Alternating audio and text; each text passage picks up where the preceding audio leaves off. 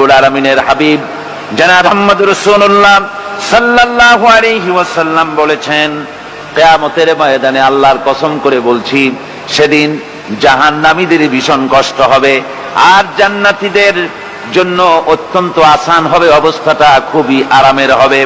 নবীজি বলেন, এক ফরজ নামাজ, এক ওয়াক্ত ফরজ নামাজ আদায় করতে যে সময়টুকুন লাগে, কিয়ামতের মাঠের এই সময় এত বড় বিরাট লম্বা সময় জান্নাতীদের জন্য এরকম হালকা হয়ে যাবে। সুবহানাল্লাহ। হযরত আবু সাঈদ খুদরী রাদিয়াল্লাহু তাআলা আনহু হাদিস কেন বর্ণনা করেছেন, এক ওয়াক্ত নামাজ, একটা ফরজ নামাজ পড়তে যতটুকুন সময় লাগে এতটুকুন সময়ের ভেতরে জান্নাতীদের কারবার শেষ হয়ে যাবে। সুবহানাল্লাহ বিহামদি। আর ওদের কারবার তো শেষই হবে না। وَيَوْمَ تَشَقَّقُ السَّمَاءُ بِالْغَمَامِ وَنُزِّلَ الْمَلَائِكَةُ تَنزِيلًا। ওরা ফেরেশতা দেখতে চায়। সেদিন আসমান সমূহ বিদীর্ণ হয়ে মেঘ পুঞ্জ বেরিয়ে আসবে, আত্মপ্রকাশ করবে। তার ভেতর থেকে ফেরেশতারা ক্রমাগত নাজিল হতে থাকবে। আর অবস্থাটাই হবে, আল মুলকু ইয়াউমাইযিনিল হাক্কু লির-রাহমান ওয়া কানা ইয়াওমান আলাল কাফিরিনা আসীরা। আর সেদিনে বাদশাহী হবে কেবলমাত্র রহমানেরই। ওয়া কানা ইয়াওমান আলাল কাফিরিনা আসীরা। আর সেই কিয়ামতের দিন, সেই সময়টা হবে কাফেরদের জন্য বড়ই কঠিন।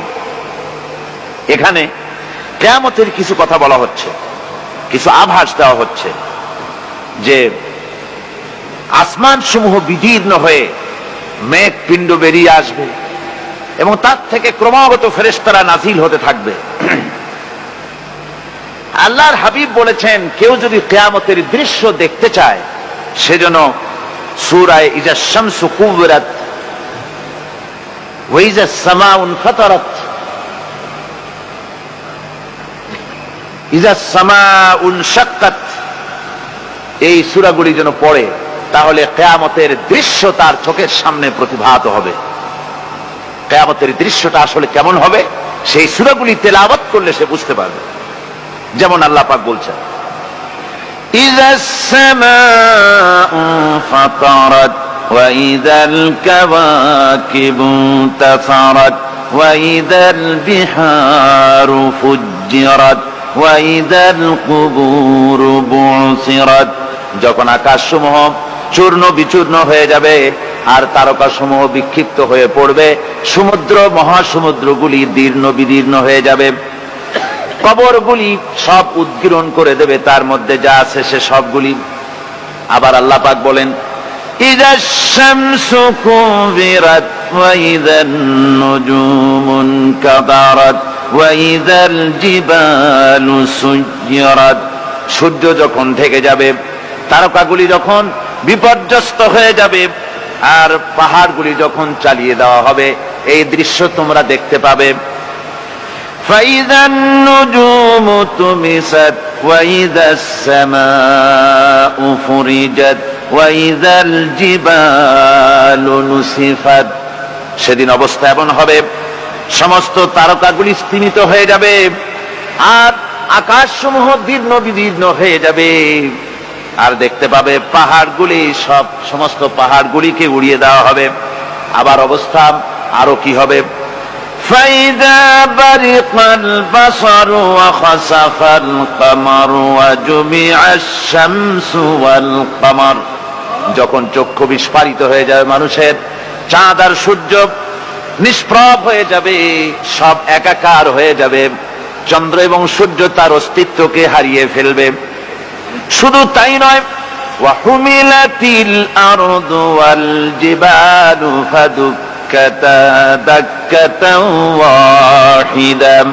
জমিন ও পাহাড়গুলির মধ্যে সংঘর্ষ লাগিয়ে দেওয়া হবে আর তা এক ধাক্কায় জমিন এবং সমস্ত পাহাড়গুলি চূর্ণ বিচূর্ণ হয়ে যাবে। সুবহানাল্লাহ ওয়া বিহামদিহি।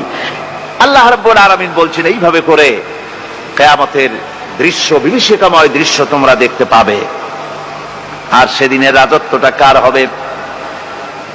আল মুলকু ইয়াউমাইযিনিল হাক্কু লিররহমান। সেদিনের রাজত্ব হবে কেবলমাত্র রহমানের। অর্থাৎ যেসব কৃত্রিম বাদশাহী দেখে তোমাদের চোখে ধাঁধা লেগে গিয়েছে, তোমাদেরকে দুনিয়ার বাদশাহী দেখে তোমরা ধোঁকায় পড়ে গিয়েছো, এসব বাদশাহী কিছুই টিকবে না সেদিন। সেদিন শুধু বাদশাহী থাকবে একমাত্র আল্লাহ পাকের। কার থাকবে বাদশাহী? জোরে বলেন কার?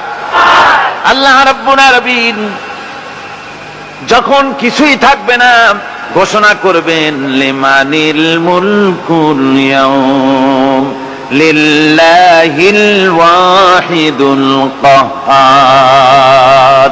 আজকে কার রাজত্ব? চারিদিক থেকে আওয়াজ আসতে থাকবে পরাক্রমশালী আল্লাহ রাব্বুল আলামিনের রাজত্ব। আর কারণ নয়, হাদিস শরীফে এসেছে, বুখারী মুসলিম শরীফের হাদিসে এসেছে, আল্লাহর নবী বলেন আল্লাহ রাব্বুল আলামিন তখন তার এক হাতে আকাশ মণ্ডলীকে ধারণ করবেন, আর এক হাতে জমিনকে ধারণ করবেন। আকাশ মণ্ডলী এক হাতে, জমিন এক হাতে। এভাবে আল্লাহ রাব্বুল আলামিন বলবেন আইনাল জাব্বারুন আইনাল মুতাকাব্বিরুন। কোথায় সেই স্বৈরাচারীরা? কোথায় সেই দুর্বিনীত অহংকারী স্বৈরাচার যারা আমার জমিনের উপরে, আমার মানুষের উপরে রাজত্ব চালিয়েছে? তারা আজকে কোথায়? কোথায় সেই অহংকারীরা? আল্লাহ পাক সেদিন যে বলবেন, সেদিন তো বলবেন, কিন্তু দুনিয়ার মাঝেও স্বৈরাচার যারা, অহংকারী যারা, তাদের শাস্তি পৃথিবীর বুকেও দেন। আর সেদিন তো দিবেনি। কত স্বৈরাচার আমরা দেখলাম, কত অহংকারী দেখলাম, যাদের তর্জনী হেননে লক্ষ কোটি কোটি মানুষ উঠত আর বসত। তাদের জিল্লাতির সঙ্গে আল্লাহ রাব্বুল আলামিন কতজনকে বিদায় করে দিলেন। ফুলের মালা নিয়ে কুলাতে পারে নাই, পা থেকে শুরু করে গলা পর্যন্ত ফুলের মালা দিয়া ডুবাই দিল ভক্তরা। আবার আল্লাহ রাব্বুল আলামিন এমন শাস্তি দিলেন, ফুলের মালার পরিবর্তে জুতার মালা নিয়ে জেলের মধ্যে ঢুকাইয়া দিলেন। ঠিক কিনা গণ? অহংকারী আর স্বৈরাচার যারা হয়, আল্লাহ পাক এভাবে তাদের দৃষ্টান্ত দেখিয়ে দেন। আমরা কত দেখলাম, 9 বছরের রাজা, 10 বছরের সাজা। পৃথিবীর বুকে যারা অহংকার করে, যারা স্বৈরাচার হয়, আল্লাহর আইনকে যারা বৃদ্ধাঙ্গুষ্টি প্রদর্শন করে, আল্লাহ পাক তাদের জমিনেও দেখান। এখানে চূড়ান্ত ফয়সালা আল্লাহ করেন না, আসল ফয়সালার জায়গা তো আছেই, তবে এখানে নমুনা দেখায় দেন। কিন্তু মুশকিল হচ্ছে, ইতিহাসের সবচাইতে বড় শিক্ষা হলো ইতিহাস থেকে মানুষেরা শিক্ষা গ্রহণ করে না। একজনে যে কাম করে বিপদে পড়ে, আর একজন এসে আবার সেই পথেই অগ্রসর হয় নিশ্চিত মৃত্যুর পথে। আমার বন্ধুগণ,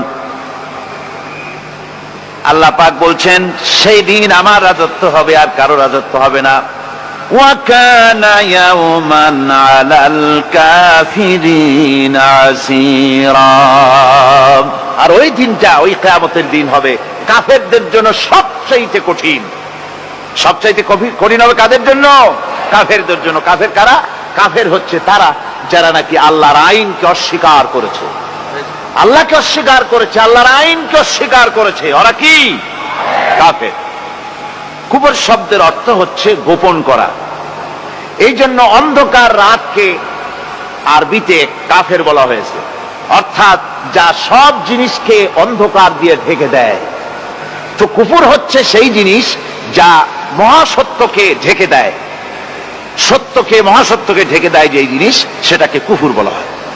আর এই কাফের অন্ধকারে ঘুরে মরে, সে কোন আলোর খোঁজ পায় না। আল্লাহ রাব্বুল আলামিন বলেন, কাফেরদের কথা এখন শোনাচ্ছেন আল্লাহ পাক, ওয়াল্লাযীনা কাফারু আউলিয়াউহুমুত তাগুতু ইউখরিজুনাহুম মিনান নূরি ইলাজ যুলুমাত। যারা কাফের, যারা কুফরি অবলম্বন করেছে, তাদের সাহায্যকারী আর পৃষ্ঠপোষক হচ্ছে তাগুত। তাগুত বলা হয় সেই শক্তিকে যে শক্তি শুধু নিজেই আল্লাহর আইন অমান্য করে বসে থাকে না, বরং অন্যদেরকেও আল্লাহর আইন অমান্য করতে বাধ্য করে। ওদেরকে আরবিতে কি বলা হয়? তাগুত বলা হয়। আর এই তাগুতি শক্তি, এই তাগুত হয় তার সাহায্যকারী, যা তাকে আলো থেকে টেনে অন্ধকারের ভেতরে নিয়ে যায়। আর কাফের হচ্ছে আল্লাহ পাকের ভাষায় অর্থাৎ কোরআনের ভাষায় কাফের হচ্ছে সবচাইতে নিকৃষ্ট প্রাণী, সবচাইতে নিকৃষ্ট জীব। মহাসত্যকে যারা অস্বীকার করেছে, যারা আল্লাহকে মানে না, যারা আল্লাহর কোরআনকে মানে না, যারা ইসলামকে স্বীকার করে না, তারা সবচাইতে নিকৃষ্ট প্রাণী। আল্লাহ রাব্বুল আলামিন বলেন, ইন্না শাররাদ দাওয়াবি ইনদাল্লাহিল্লাযীনা কাফারু ফাহুম লা ইউমিনুন। নিশ্চয়ই আল্লাহর জমিনে সব বিচরণশীল জীব যত আছে, আল্লাহ বলছেন আমার জমিনে বিচরণশীল জীব যত আছে তার মধ্যে সবচাইতে নিকৃষ্ট প্রাণী হলো যারা ঈমান আনে নাই, যারা বিশ্বাস করে না আমি আল্লাহকে, যারা পরকালকে বিশ্বাস করে নাই, যারা কোরআনকে বিশ্বাস করে নাই, যারা ইসলামকে বিশ্বাস করে নাই, পৃথিবীর মধ্যে তারা সবচাইতে নিকৃষ্টতম প্রাণী। আল্লাহ বলেন শুধু নিকৃষ্ট জনক নিকৃষ্ট প্রাণী বললেই সারে না, এরা হলো চতুষ্পদ জানোয়ারের মতো। কে বলতেছেন? আমি বলছি না, কিন্তু আল্লাহ পাক বলতেছেন চতুষ্পদ জানোয়ারের মতো কাফেরেরা। وَمَثَلُ الَّذِينَ كَفَرُوا كَمَثَلِ الَّذِي يَنْعِقُ بِمَا لَا يَسْمَعُ إِلَّا دُعَاءً وَنِدَاءً।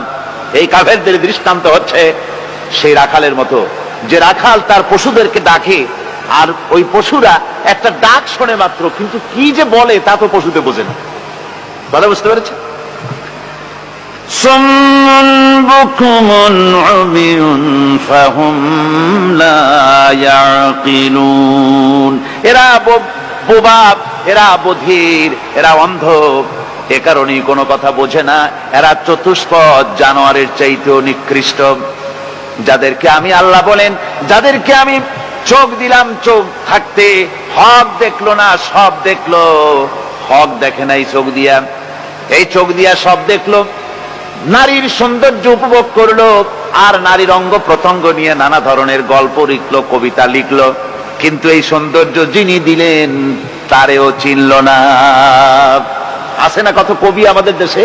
আমার দেশের সেই কবি জাতীয় পুরস্কার পায় যে কবি নারীর বিশেষ বিশেষ অঙ্গ নিয়ে বেশি করে নির্লজ্জ কবিতা লিখতে পারে, ওই হলো সবচেয়ে বড় কবি। আমার বন্ধুগণ,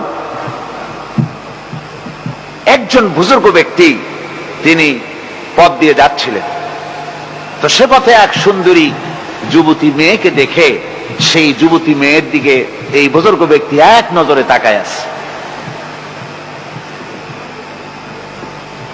তখন এই ঘটনাটাকে কবি এভাবে লিখতেছেন সাজায়, একদা সুখদায়ক প্রমোদা বদন দর্শন করিবম ঝরিল নয়ন, হেসে কহে সে রূপসী সবিস্ময় মন, কহ দেখি মহাশয় কহ কি কারণ, বিষয় বিরাগী তুমি ভুবনে প্রচার, কি হেতু জন্মিল তব মানস বিকার, সামান্য ললনা রূপ করি দর্শন, উচিত না হয় তব অশ্রু বরিশন। বুজুর্গ ব্যক্তি ওই মহিলার দিকে তাকিয়ে তাকিয়ে কাঁদতেছেন। সুন্দরী মহিলা বলেন, আল্লাহর বুজুর্গ বান্দা, আপনি এলাকার ভিতরে বুজুর্গ এবং পীর হিসাবে, বুজুর্গ ব্যক্তি হিসাবে আপনি বিখ্যাত। আজকে আমাকে এখানে দেখে আপনি আমার দিকে তাকায় আমার রূপ উপভোগ করতেছেন আর কাঁদতেছেন। আপনার মতো সংসার বিরাগী মানুষ আমার মতো একটা সুন্দরী মেয়েকে দেখে এভাবে কাঁদা ঠিক না। বুজুর্গ ব্যক্তি বলছেন, হেসে কহিলাম বালে করহ শ্রবণ, নেত্র ঝরে তবু হেতু ভেব না এমন, যে শিল্পী রচিল ওই সুধাংশু বদন, তাহার তরে ঝরে নেত্র নয়নে জীবন। ও আল্লাহর বান্দি, আমি তোমাকে দেখি কান্দি না, আমার চোখে পানি বেরিয়ে গেছে। তোমারে দেখে আমি মনে মনে ভাবলাম, এত সুন্দর করে যিনি মানুষ বানিয়েছেন, না জানি ওই আল্লাহ রব্বুল আলামিন কত বড় সুন্দর। আমার ভাইরা, সুতরাং চোখ থাকতে ওরা আল্লাহ রাব্বুল আলামিনের কুদরত ওরা দেখে নাই, কান থাকতে কোরআনের আওয়াজ ওদের কানের মধ্যে ঢোকে নাই, বিবেক থাকতে আল্লাহর দ্বীনকে বুঝতে পারে নাই, চিন্তা করতে পারে নাই। আল্লাহ রাব্বুল আলামিন বলেন, উলাইকা কাল্লানাম, এরা হলো চতুষ্পদ জানোয়ার, বালহুম আদাল, শুধু জানোয়ার না, জানোয়ারের চাইতেও নিকৃষ্ট। এমনই জানোয়ার, আল্লাহ বলেন শুধু জানোয়ার না, জানোয়ারের মতো শুধু খায় জনমের মতো। ওয়াল্লাযীনা কাফারু ইয়াতামাত্তাউনা ওয়া ইয়াকুলুনা কামা তাকুলুল আনআম। এই কাফেরগুলির কাম শুধু ফুর্তি করা, গান বাজনা, নাটক, গল্প, এই সব কাজ তাদের। নামাজ নাই, রোজা নাই, আল্লাহর চিন্তা নাই, তাহাজ্জুদ নাই, পরহেজগারি নাই, শুধু গান আর নাচ। দেখেন না ফুর্তি। এই যে 1 জানুয়ারি রাত 12টার সময় আমার ঘুম ভেঙে গেল, এই যেখানে আমি ছিলাম, বিকট আওয়াজ। আমি মনে করলাম পাশের বাড়ি বুঝি ডাকাত পড়ছে। পরে বাড়িওয়ালা আমাকে বললেন যে ডাকাত না, বোধহয় এই নিউ ইয়ার সেলিব্রেট হচ্ছে, নতুন বৎসর উদযাপন হচ্ছে, বোমা দিয়ে শহরবাসীর আরামের ঘুম হারাম করে এগুলি করা হচ্ছে। এ তো গেল 1 জানুয়ারি। আর যখন আমাদের নিজেরটা যখন আসে, অর্থাৎ 1 বৈশাখ, তখন দেখছেন অবস্থা 1 বৈশাখে। এবছর আমাদের দেশে 1 বৈশাখে ঢাকায় যে দৃশ্য আমি টিভির মধ্যে দেখলাম, তাতে আমার মনে হয়নি যে 12 কোটি মুসলমানের দেশে রাজধানীতে এই দৃশ্য হচ্ছে। আমার মনে হচ্ছিল এটা বুঝি কলকাতা অথবা অন্য